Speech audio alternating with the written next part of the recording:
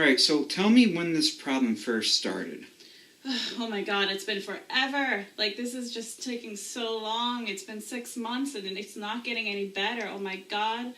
Oh, my baby has just so much gas and I can't seem to make him feel better. Oh my God, and my husband. So what would you say is the problem surrounding your parenting skills? Because it sounds like you're not being assertive enough as a parent. Oh my God, I feel like such a failure. I'm trying to be a good mother. I'm trying to be a good wife. Oh my, I'm so exhausted. I don't know what to do. Now, what does this have to do with you wanting a romantic relationship with your father?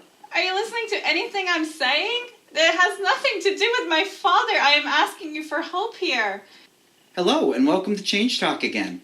Today we're going to be busting through some of the myths surrounding the old styles of psychotherapy and actually talk about more modern approaches that are far more effective and less judgmental. Let's get started. Hello, and thanks again for joining us.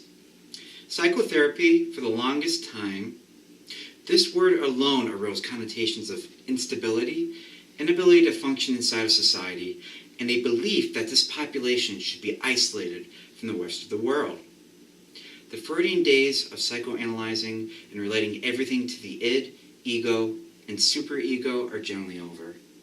However, especially considering the massive deinstitutionalization of the late 20th century, while a great deal has changed when it comes to therapeutic advances and treatment modalities, the mindset that therapy is a dirty word remains untouched by a majority of our society. People generally call therapists shrinks or run-a-friends and generally do not understand the great deal of empirical research and neuroscience that directs much of our work today. We now understand that a majority of our brain is automatic and unconscious, roughly 90% to be precise, and that through what is called neuroplasticity, or physical rewiring of our synaptic connections inside our brains, can lead to a healthy, desirable change in emotional growth. Psychotherapy generally attempts to alleviate or even correct the problem through allowing the client to take an objective look at themselves. A behavior that we all like to say is something that we all do on a regular basis, but in actuality, especially considering Western culture, is something we generally have little time for. This awareness is one of the reasons why therapists constantly ask you to check in with yourself to see how you're feeling. Check in with yourself right now. Can you identify a detailed emotion of how you're feeling?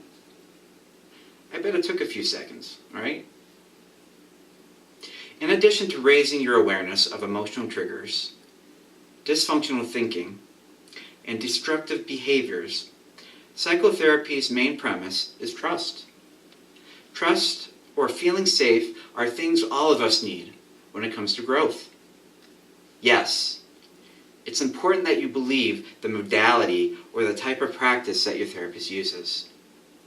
But it's no more important than your belief in the therapist themselves.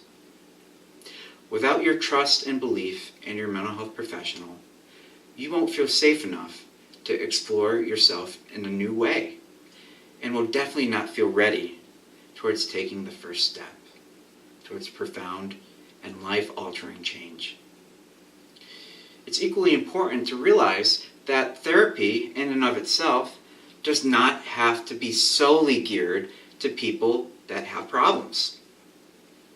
Much of therapy has to do with what is called self-actualization, which means that mental health professionals attempt to assist you in reaching your long-term goals and becoming the very person you were meant to be. No major pathology or problems required to see a therapist. People that generally scare me the most are the ones that state, I don't need a therapist, or I don't have any problems. Can you think of the reason why this would be so alarming? Despite much of modern psychotherapy stemming from the late 19th century to today, much of the philosophies stem back thousands of years. Socrates, as one example, was noted as laughing when he once visited the Temple of Delphi. For those of you that are not history buffs, the temple was used thousands of years ago to find answers from their gods. Answers that generally costed a few 100-mile journey and a very expensive fee.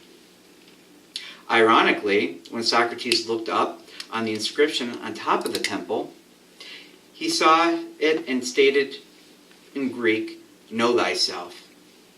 The reason why he laughed when he saw this was because Socrates believed that if you truly knew who you were as a person, that you would already have the answers you were looking for.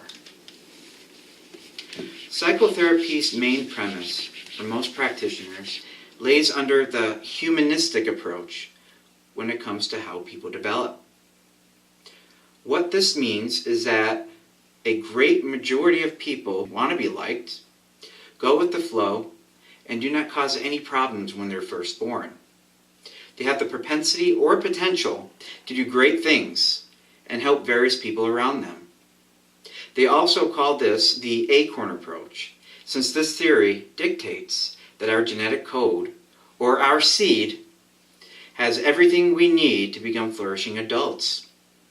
Much like oak trees and acorns, it is now believed that many professionals that the battle for nature versus nurture has finally been won, in part with the significant influence our DNA plays with our long-term development.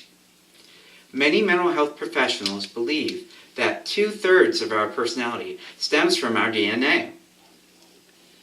Sort of like you're either a happy baby as a child or you're one of those fussy children. These are distress tolerance, temperance characteristics, and coping strategies that are already programmed inside of us from birth. So how does psychotherapy really work? Well, the most recent research that comes to mind is the whole piano playing research that was done recently.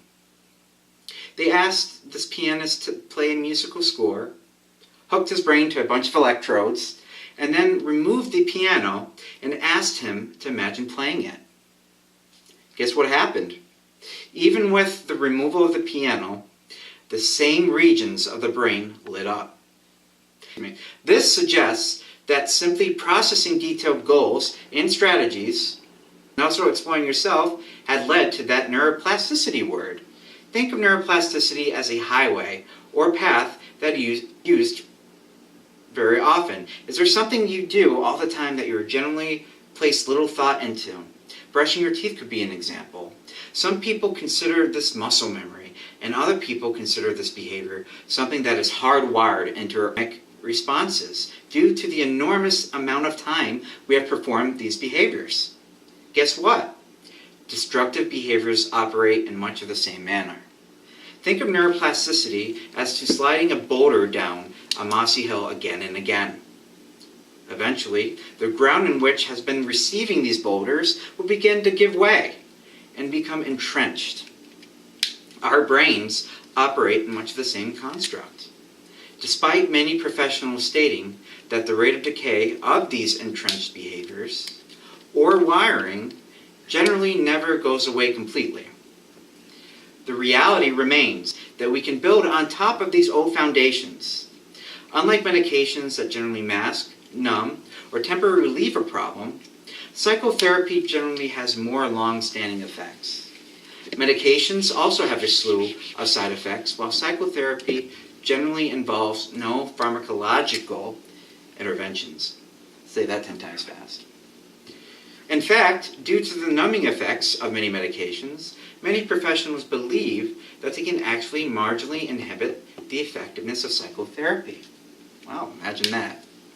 Perhaps one of the many good reasons why medications should be considered once other interventions have failed. Our next video is going to discuss the many types of therapists out there in the marketplace. Even if you've seen a therapist before, make sure you see this video in order to understand the potential reason why you did not like or receive benefit from this professional. Thanks for stopping by, and I look forward to seeing you all soon. Remember, true happiness is never planned and will always be in the here and now. Thanks again.